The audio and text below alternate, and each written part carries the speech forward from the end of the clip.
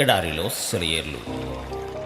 September 23వ తేదీ కొరకు వ్రాయబడిన ఈ భాగాన్ని మీకు చదివి వినిపిస్తున్నది సహోదరుడు పాల్ సుందరం. నా యందు విశ్వాసం ఉంచువాడెవడు, లేఖనము చెప్పినట్టు వాని కడుపులో నుండి జీవజల నదులు పారును. యోహాను శుభవార్త 7వ అధ్యాయము 38వ వచనం. మనలో కొంతమంది పరిశుద్ధాత్మ తమను ఎందుకు నింపలేదని ఆశ్చర్యపడుతూ ఉంటారు. నిజానికి ఏమి జరుగుతున్నదంటే, మనలో చాలినంత పరిశుద్ధాత్మ శక్తి ఉంటుంది, కానీ దాన్ని మనం ప్రవహింపనీయం. నీకున్న ఆశీర్వాదాలను ఇతరులకు పంచిపెట్టు.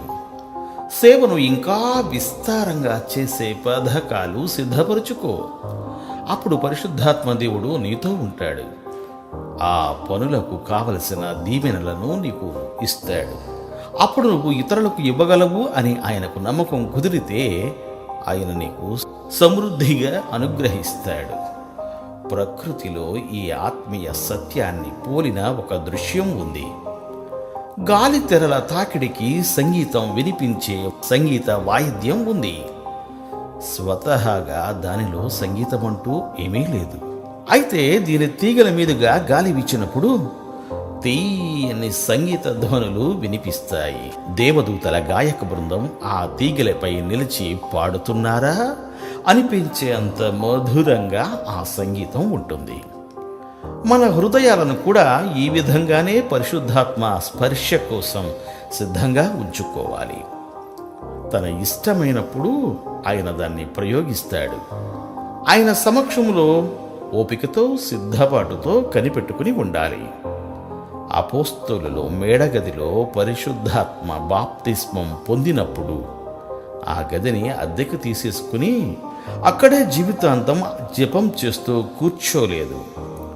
సువార్తను తీసుకుని నలుమూలలకి వెళ్ళి ప్రచురించారు.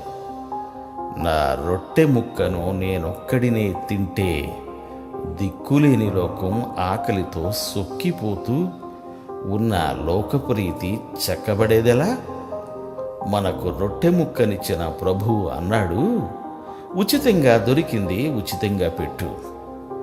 కొయ్యపై అందరి కోసం రక్తం కార్చాడు. నీ రొట్టెను ఇష్టంగా అందరికీ పంచిపెట్టు. నీ తమ్ముడైన హేబేలు ఎక్కడనున్నాడు? ఆదికాండము 4వ అధ్యాయము 9వ వచనం చదవండి. దేవుడు మిమ్ము దీవించుగాక.